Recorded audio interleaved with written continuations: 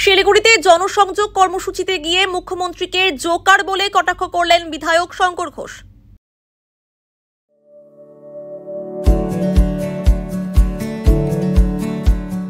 Pampered, not just a hospital, but a mother.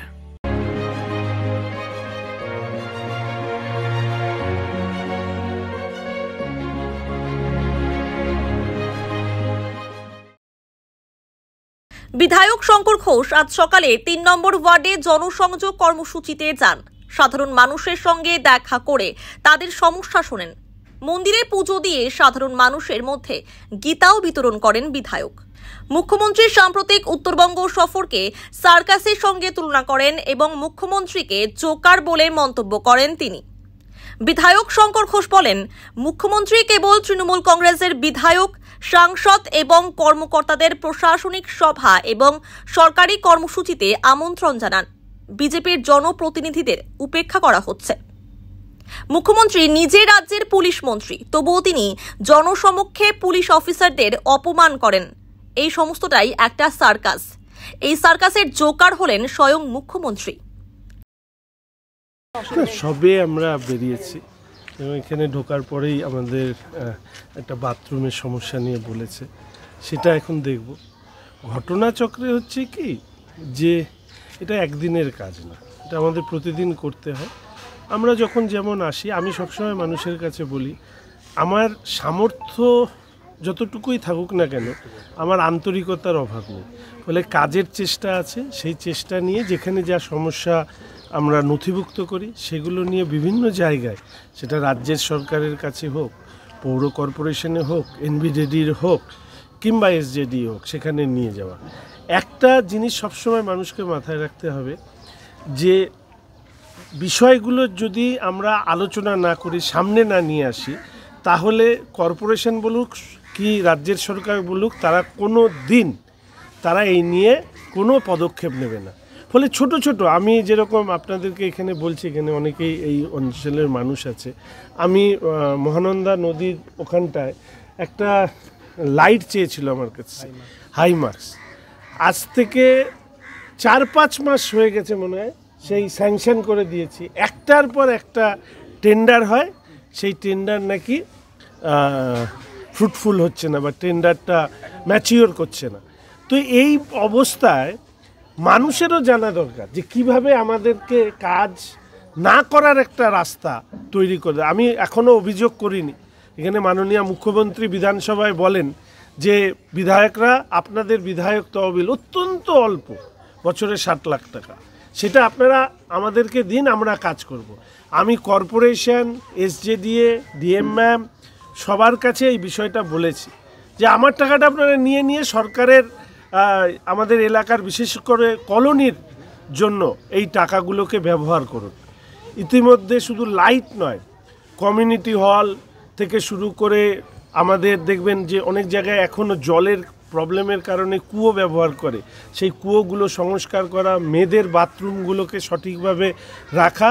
কিন্তু দুর্ভাগ্যবশত হচ্ছে এই কাজগুলোতে যে তৎপরতা দেখানো দরকার সেটা দেখানো হচ্ছে। দেখুন, বিরোধী দল, শাসক দল, তারা অভিযোগ করতেই পারে, প্রত্যেকের গণতান্ত্রিক অধিকার আছে।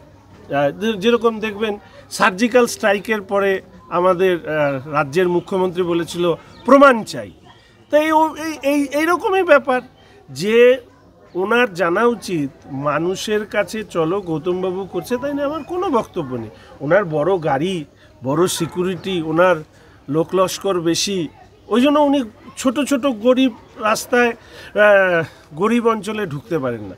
আমি যখন এনবিডিডিতে গিয়েছিলাম তখন এনবিডিডির মিনিস্টার উদয়নবাবু একটি প্রশ্ন করেছিল যে শঙ্কর, তোমার দেওয়া দাবিপত্রে সাথে কর্পোরেশনের দাবিপত্রের কাজে দুটো আলাদা কেন? আমি সেদিন উদয়নবাবুকে বলেছিলাম, আমি যেরকম ম্যাস্টিকের রাস্তা দিয়েও যাই, আমি সেরকম ভাঙা রাস্তা দিয়েও যাই। তাহলে ম্যাস্টিকের রাস্তার পাশাপাশি আমাকে ভাঙা রাস্তা, ড্রেন, জলের অবস্থা, এইগুলোর দাবি আমাকে বেশি করতে হয়।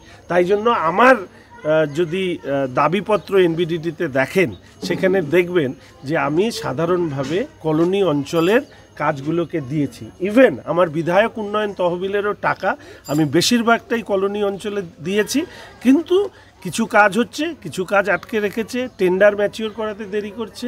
এই সমস্ত কারণে আরেকটু সহযোগিতা কর্পোরেশন বা এই কর্পোরেশনের মানুষ পেত যদি কর্পোরেশন সেই মানসিকতা দেখাতো, একটা ইতিবাচক মানসিকতা। দেখুন, মুখ্যমন্ত্রী সম্পর্কে আমি যখন কোনো শব্দ ব্যবহার করি সেটাকে আমি মনে করি যে সেটা সংসদীয় যে বা সাংবিধানিক যে শব্দগুলো আছে সে তার মধ্যেই বেঁধে রাখা। এবার বেদব্রত বাবু এই প্রশ্ন তুলেছেন, আমি তো এটা পরিষ্কারভাবে বলেছি, ওটা প্রশাসনিক সবার নামে ওটা সার্কাস, এবং সার্কাসে থাকে জোকার। এবার দেখুন, একটা প্রশাসনিক সভা হচ্ছে, তৃণমূল কংগ্রেসের জেলার সভাপতিরা আসছে, তৃণমূল কংগ্রেস বিধায়করা আসছে, অন্য কাউন্সিলর অন্যরা আসছে, তা আমি তো জনপ্রতিনিধি, নির্বাচিত জনপ্রতিনিধি, আমাদের রাজু বিস্তা মহাশয় তিনি সাংসদ, কোথায় আমাদেরকে তো ডাকা হয় না। তাহলে নিজের দলের লোকদের ডেকে নিজেই, মানে এরকম অবস্থা, পুলিশ মন্ত্রী হিসাবে উনি কতখানি অদক্ষ সেটা প্রমাণ করবার জন্য পুলিশ অফিসারদেরকে বকছে। আচ্ছা, দায়িত্ব কার? ওনাকেই দায়িত্ব দেওয়া হয়েছে পুলিশ মন্ত্রীর, ওনারই দায়িত্ব পুলিশ দপ্তর কাজ না করলে সেটাকে সংশোধন করা। আপনি যদি আপনার ভুল হয়, মানে আপনি আপনার পরিবারের হেড, আপনার পরিবারের লোকজন আপনার কথা শুনছে না, আপনি তখন প্রতিবেশীদেরকে, পাড়া প্রতিবেশীদের ডেকে নিয়ে এসে আপনার পরিবারের লোককে অপমান করবেন, নাকি আপনি নিজে ঘরের মধ্যে সেই সমস্যার সমাধান করবেন? ফলে সেটা একটা সার্কাস। এবার ভার শব্দটা এটা অসংসদীয় কিনা সেটা আমাকে একটু পড়ে দেখতে হবে। রাজনীতি করবার চেষ্টা করেছি, সেটা হচ্ছে যে শাসক দলের বিধায়ক, শাসক দলের কাউন্সিলর, তাদের সম্পত্তির উত্তরণ দেখবেন একদম শ্যাট করে একেবারে আকাশে পৌঁছে গেছে। আমি আজকে 10 থেকে 11 বছর বেশি সময় ধরে আমি জনপ্রতিনিধি, কারো ক্ষমতা নেই যে আর্থিক দুর্নীতি, ক্ষমতার অপব্যবহার নিয়ে একটা প্রশ্ন কেউ তোলার ক্ষমতা রাখে। আজকে বিধায়কদের, অন্য শাসক দলের বিধায়কদের গাড়ি দেখবেন, কাউন্সিলরদের গাড়ি দেখবেন, আশপাশে সিকিউরিটি দেখবেন, আর আমাকে দেখবেন সাধারণ মানুষের মাঝখানে একটা যে স্কুটি নিয়ে আমি কর্পোরেশনেও যেতাম councillor, MIC, board of member হিসাবে, আজকে এমএলএ হয়েও সেই স্কুটি নিয়ে ঘুরি। অন্যদিকে দার্জিলিং জেলা তৃণমূল কংগ্রেসের মুখপাত্র বেদব্রত দত্ত মুখ্যমন্ত্রীর বিরুদ্ধে বিধায়ক শঙ্কর ঘোষের মন্তব্যের তীব্র নিন্দা করেন। তিনি বলেন, বিজেপিতে নিজের অবস্থান ধরে রাখার জন্য তিনি এই ধরনের আপত্তিকর মন্তব্য করছেন। দেখুন, আমি এর আগেও বলেছি আপনাদের সামনে যে শিলিগুড়ির বিধায়ক ইদানিংকালে তার দলের ভেতরে যে কুকথা, কদর্য ভাষা ব্যবহার করার যে প্রতিযোগিতা চলছে, সেই প্রতিযোগিতার একজন সামনের সারির প্রতিদ্বন্দ্বী হয়ে উঠতে চেষ্টা করছেন। আর উন্নয়নের কথা যদি বলেন, তাহলে মানুষকে বিভ্রান্ত করে মানুষের ভোট নিয়ে নির্বাচিত হওয়ার পর থেকে কোন দৈনন্দিন মানুষের জীবনে লাগে, প্রয়োজনে লাগে, এরকম গুরুত্বপূর্ণ কাজটা ওনারা করেছেন। একজন ভারতীয় জনতা পার্টির জনপ্রতিনিধি যদি একটা কাজ যেটা দেখাতে পারেন যে আমাদের এই শিলিগুড়ি বা তৎসংলগ্ন এরিয়ায় তারা মানুষের দরকারের কাজ, মানুষের উপকারে লাগে, এরকম করতে পেরেছেন, আমরা কোনো কথা বলবো না। কিন্তু আপনারা পারবেন না, ওনারাও পারবেন না। আর একটা কথা যেটা আগের দিনও বলেছি, যে ওনার সম্বন্ধে একটা কথাই প্রযোজ্য, সেটা হচ্ছে ফ্লসিনসিনি হিলিপিলিফিকেশন, যার ছোট্ট অর্থ হচ্ছে ইউজলেস বা ওয়ার্থলেস। অতএব উনি একদম সেই পথে আছেন, উনি কোনো কাজের নয়।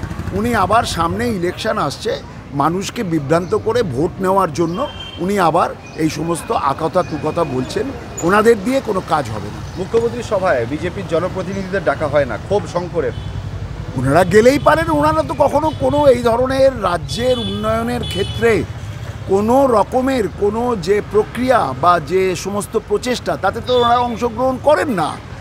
এই দিকে দেখুন, উল্টো দিকে আজকে আমাদের দলের সর্বভারতীয় সাধারণ সম্পাদক দেশের প্রয়োজনে তিনি আমাদের যে সর্বভারতীয় প্রতিনিধি দল বিদেশের বিভিন্ন দেশে ভারতবর্ষের কথা বলার জন্য গেছে, সেখানে তিনি অংশগ্রহণ করছেন এবং অত্যন্ত উল্লেখযোগ্য ভূমিকা গ্রহণ করছেন।